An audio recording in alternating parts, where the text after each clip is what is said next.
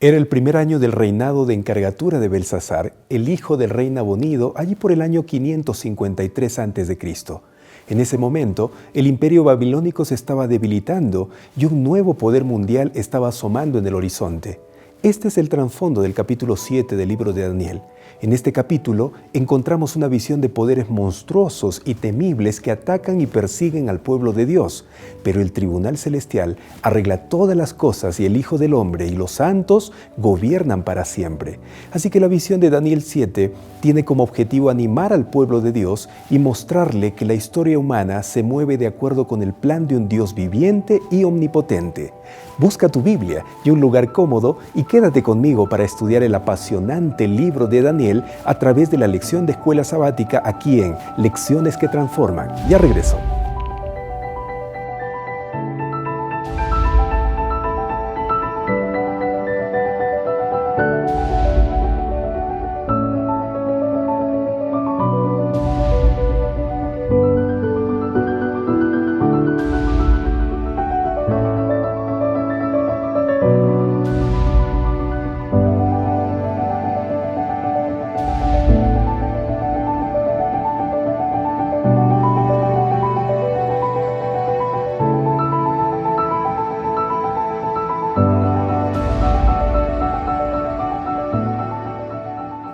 Bienvenido a Lecciones que Transforman.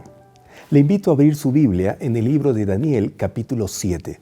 Comenzaremos leyendo los versículos 1 y 2. Sin embargo, antes de leer los versículos mencionados, es importante dejar en claro que el capítulo 7 de Daniel es eminentemente profético y abarca el tiempo que cubre los siglos desde los días de Daniel hasta el momento cuando Dios establezca su reino. Ahora sí, leamos Daniel capítulo 7, versículos 1 y 2. En el primer año de Belsasar, rey de Babilonia, tuvo Daniel un sueño y visiones de su cabeza mientras estaba en su lecho. Luego escribió el sueño y relató lo principal del asunto. Daniel dijo: miraba yo en visión de noche, y he aquí que los 4 vientos del cielo combatían en el gran mar. Después de leer estos versículos, quiero decirles que no podemos avanzar si es que antes no mencionamos algunos conceptos claves que nos ayudarán a partir de ahora a entender las profecías de un modo más sencillo. Cuando hablamos de profecía, debemos saber en primer lugar que ésta nos revela los planes de Dios acerca del futuro. En segundo lugar, nos invita a identificarnos personalmente con esos planes. En tercer lugar, nos ayuda a prepararnos para llegar a ser ciudadanos del reino de Dios. Y en cuarto lugar, su propósito es moral y espiritual. Por otro lado, debemos siempre recordar que el lenguaje profético es altamente simbólico. Quiere decir que los acontecimientos, los personajes y las referencias cronológicas están presentadas en una terminología tales que requieren de una interpretación. Y ahora surge la pregunta: ¿quién interpretará esa terminología? La respuesta es la misma Biblia. ¿Y por qué la profecía usa simbología?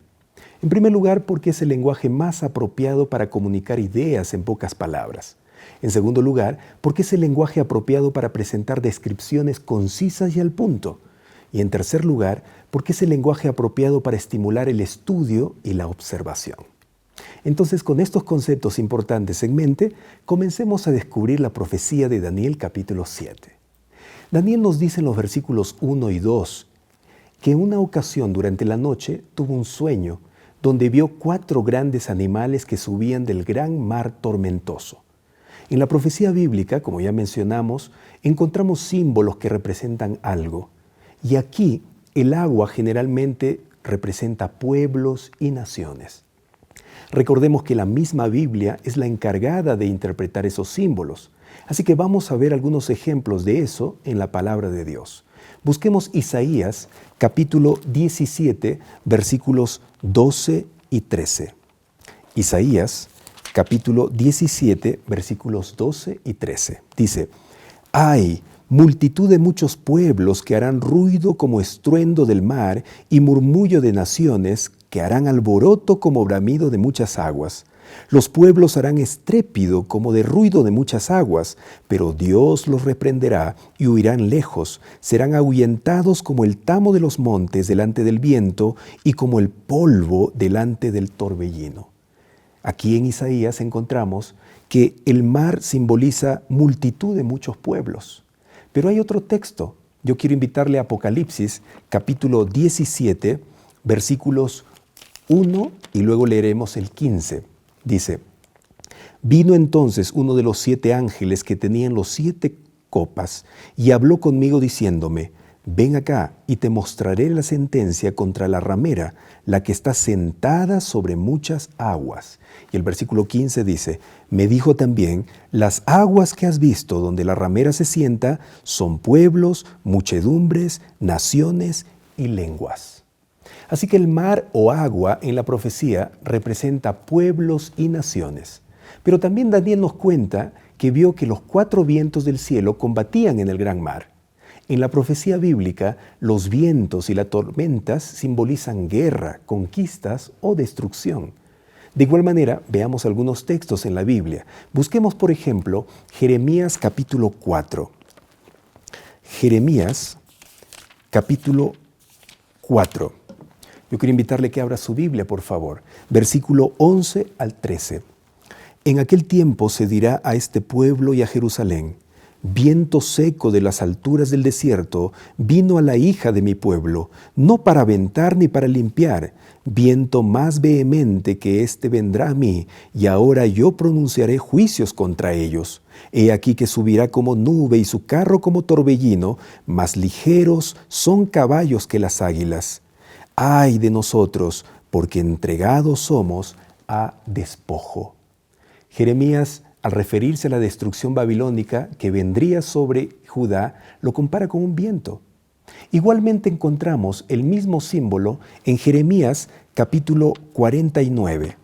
Por favor, busque conmigo Jeremías capítulo 49, versículos 36 al 37. Dice: Traeré sobre Elán los 4 vientos de los 4 puntos del cielo, y los aventaré a todos estos vientos, y no habrá nación a donde vayan fugitivos de Elán, y haré que Elán se intimide delante de sus enemigos y delante de los que buscan su vida, y traeré sobre ellos mal, y el ardor de mi ira, dice Jehová, y enviaré en pos de ellos espada hasta que los acabe.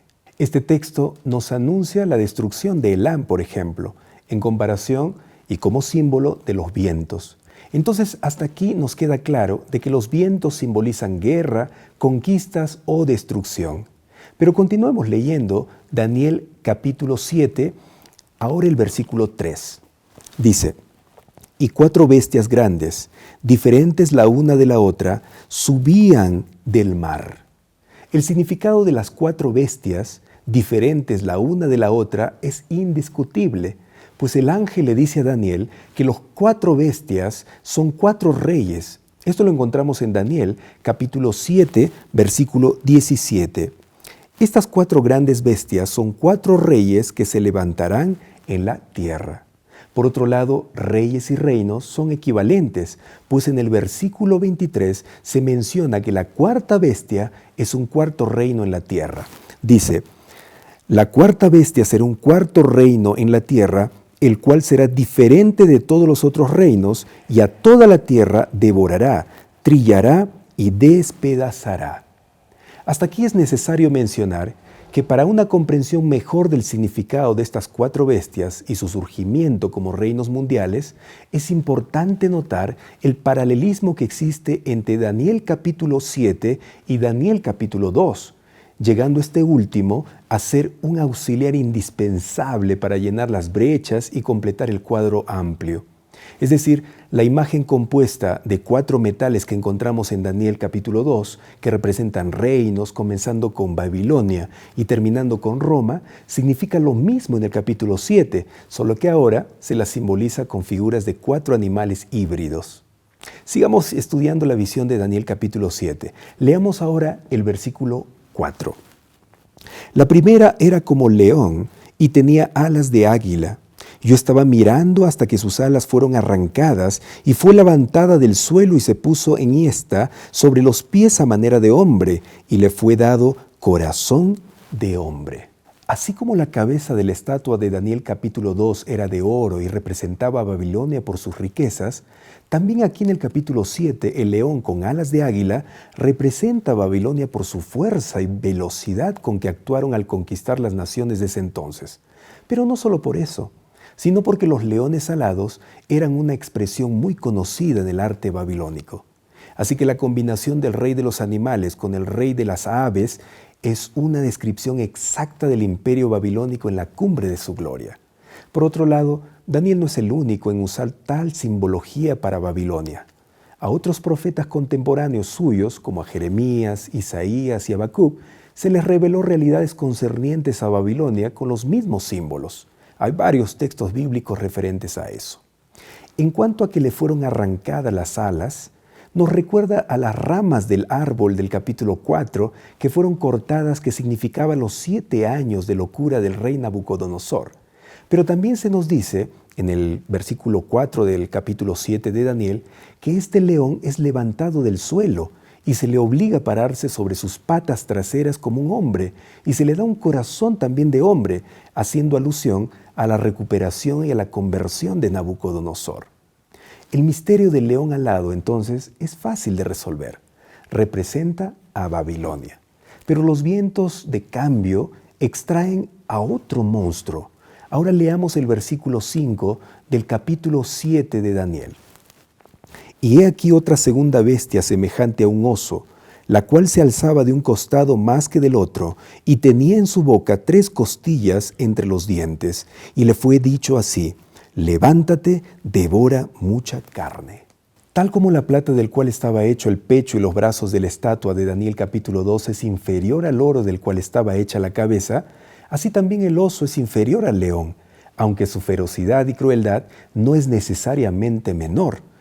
Daniel no dice en este capítulo que fueron los medo-persas, pero la historia lo establece de ese modo. Como habitante de las montañas, el oso es una apropiada representación del imperio medo-persa.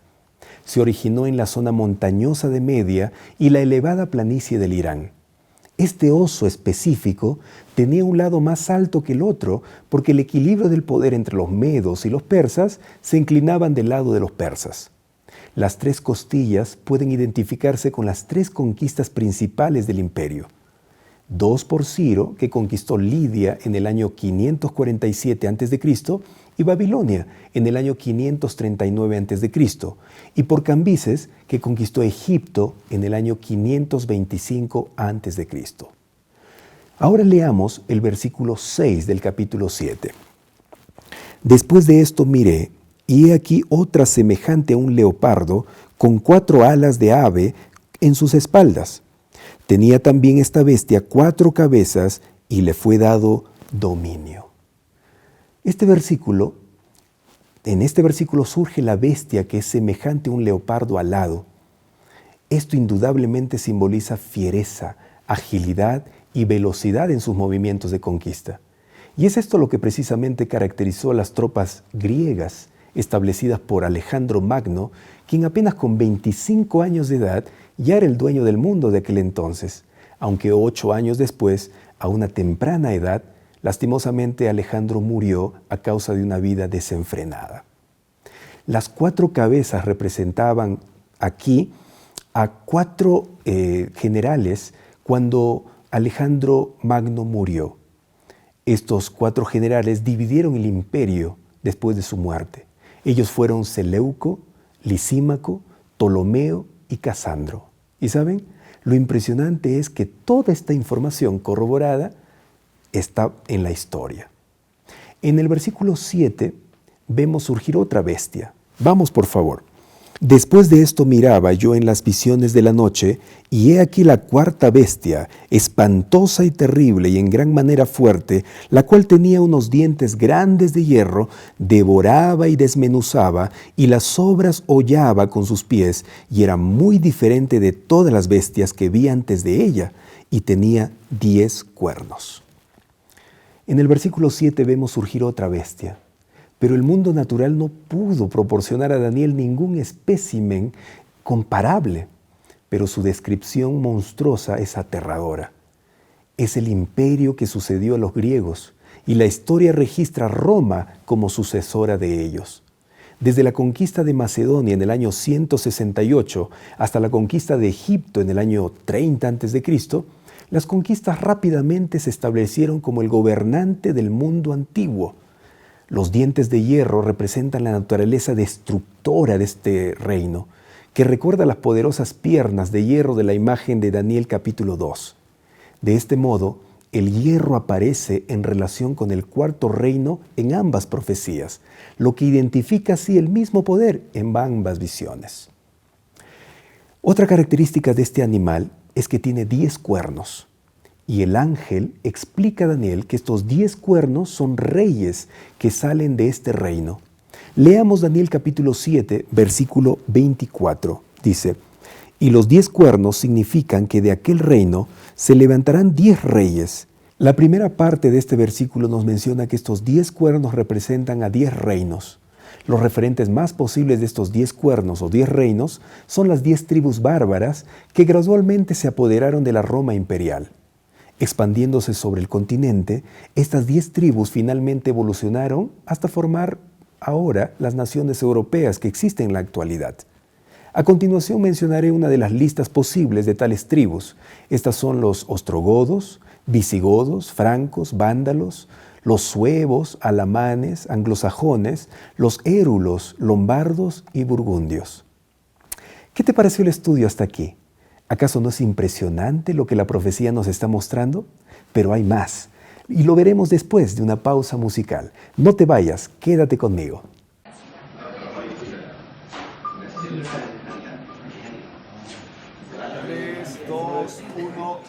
Ya viene el día feliz, aleluya, Cristo veré. Ya viene el día feliz, al cielo pronto iré. Al cielo voy, al cielo pronto voy, al cielo pronto al voy cielo a estar con mi Señor. Al cielo pronto voy a estar con mi Señor. Voy, oh, al cielo pronto voy, al cielo voy, al cielo pronto voy, al cielo pronto voy a estar con mi Señor. Al cielo pronto voy a estar con mi Señor. Voy, oh, al cielo pronto voy. En calles Yo no andaré, aleluya, andaré con el Rey. y una casa en el cielo tendré. Al cielo pronto iré, al cielo voy, Al cielo pronto voy, al cielo pronto voy a estar con mi Señor. Al cielo pronto voy a estar con mi Señor. Voy, oh, al cielo pronto voy, al cielo voy, al cielo pronto voy, al cielo pronto voy a estar con mi Señor. Al cielo pronto voy a estar con mi Señor. Voy, oh, al cielo pronto voy. pronto estaremos allá, aleluya, Cristo aparecerá con poder en las nubes vendrá. Al cielo pronto irás, al cielo pronto irás, al cielo pronto irás a estar con mi Señor. Al cielo pronto irás a estar con mi Señor, sí. Oh, al cielo pronto irás, al cielo pronto voy, al cielo pronto voy a estar con mi Señor. Al cielo pronto voy a estar con mi Señor. Voy, oh, al cielo pronto voy, al cielo pronto voy, al cielo pronto voy, al cielo pronto voy.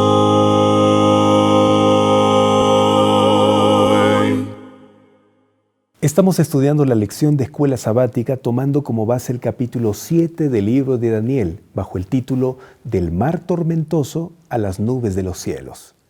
Mientras Daniel contempla asombrado los cuernos de la cuarta bestia, que era terrible y espantosa, queda aún más admirado al ver el surgimiento de un cuerno pequeño entre los 10 cuernos de la bestia. Este cuerno, fiel a su origen feroz, destruye a 3 cuernos en su crecimiento y llega a ser el más grande que sus compañeros.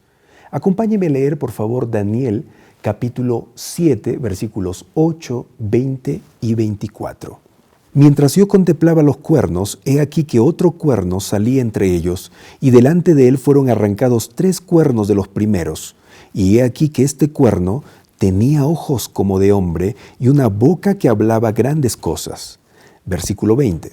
Asimismo, acerca de los 10 cuernos que tenía en su cabeza y del otro que le había salido, delante del cual habían caído 3, y este mismo cuerno tenía ojos y boca que hablaba grandes cosas y parecía más grande que sus compañeros. Ahora el 24, y los 10 cuernos significan que de aquel reino se levantarán 10 reyes, y tras ellos se levantará otro, el cual será diferente de los primeros, y a 3 reyes derribará.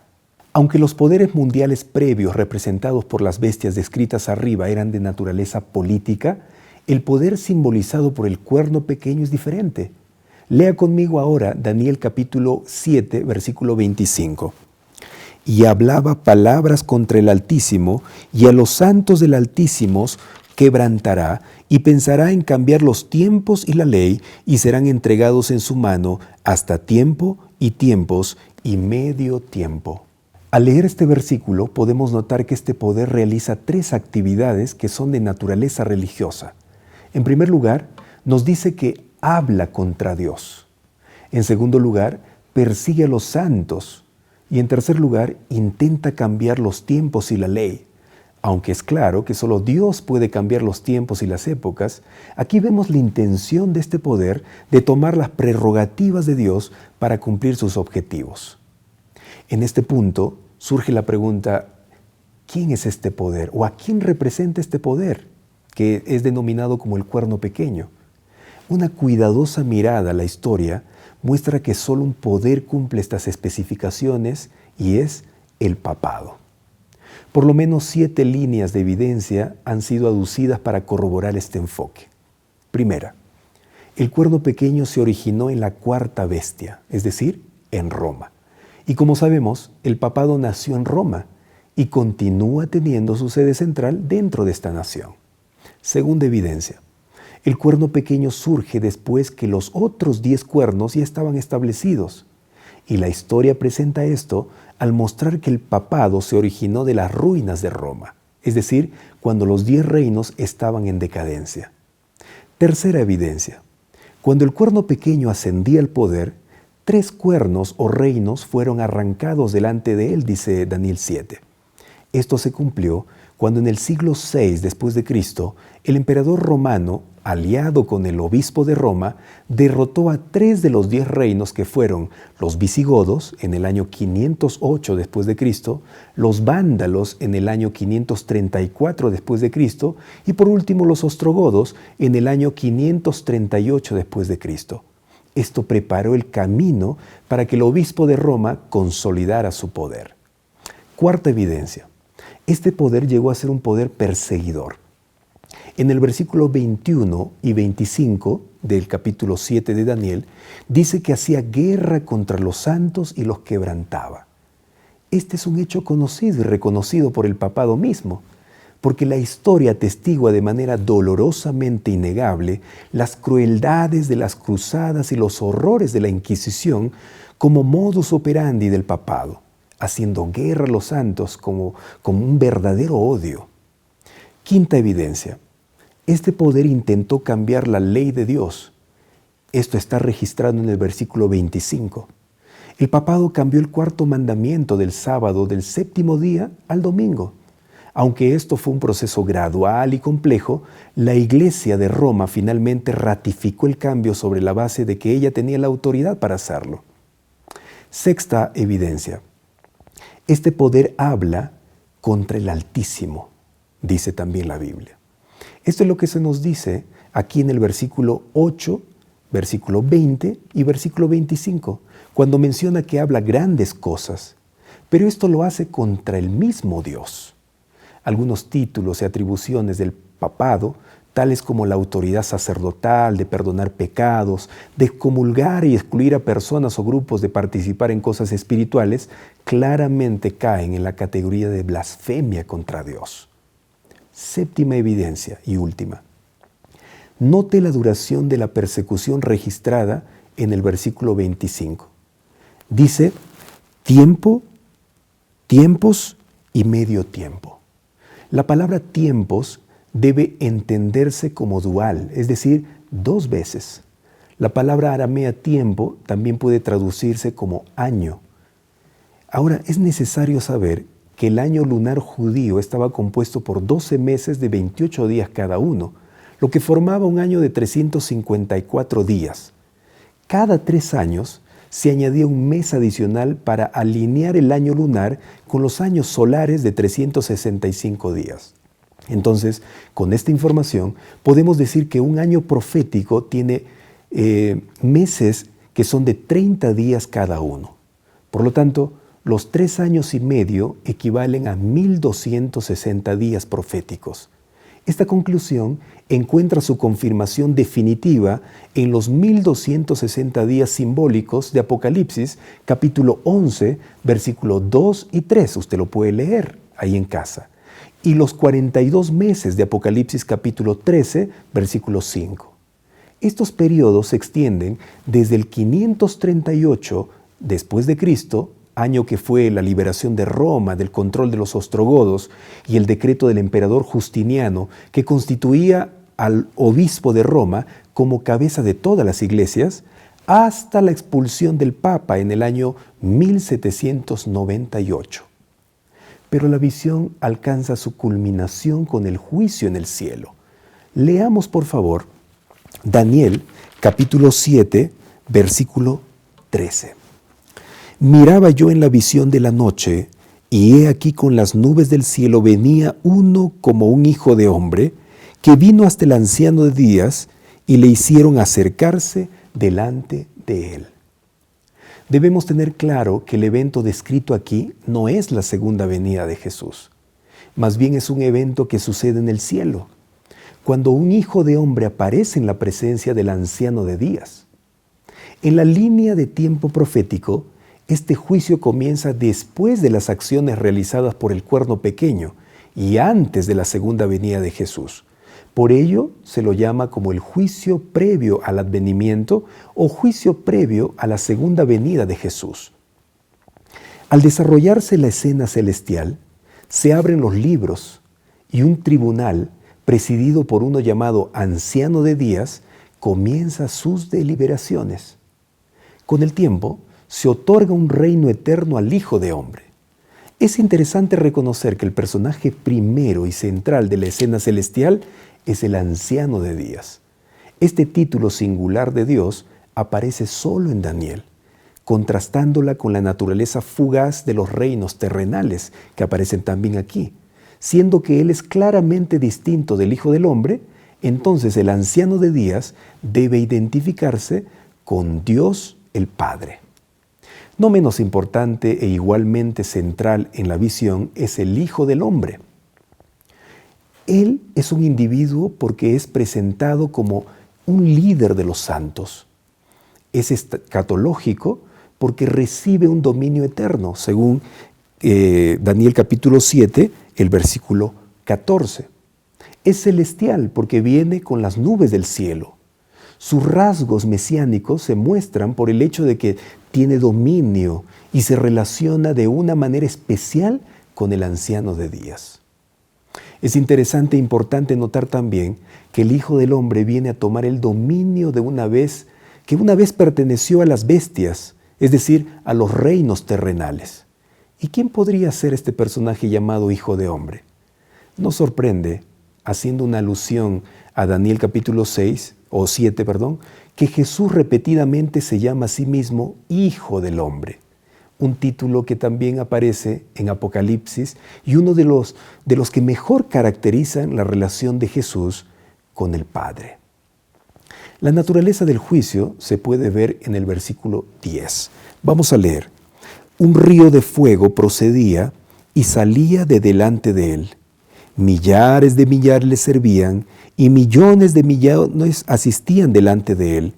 El juez se sentó y los libros fueron abiertos. Fíjese esta última parte. El juez se sentó y los libros fueron abiertos. Siendo que este juicio involucra el examen de libros, apropiadamente se lo ha llamado el juicio investigador. Pero surge la pregunta en cuanto a quién será juzgado. El versículo 22 nos dice que se hizo justicia a los santos del Altísimo. Vamos a leer. Hasta que vino el anciano de días y se dio el juicio a los santos del Altísimo, y llegó el tiempo, y los santos recibieron el reino. Entonces, este texto nos indica que debe incluir al pueblo de Dios.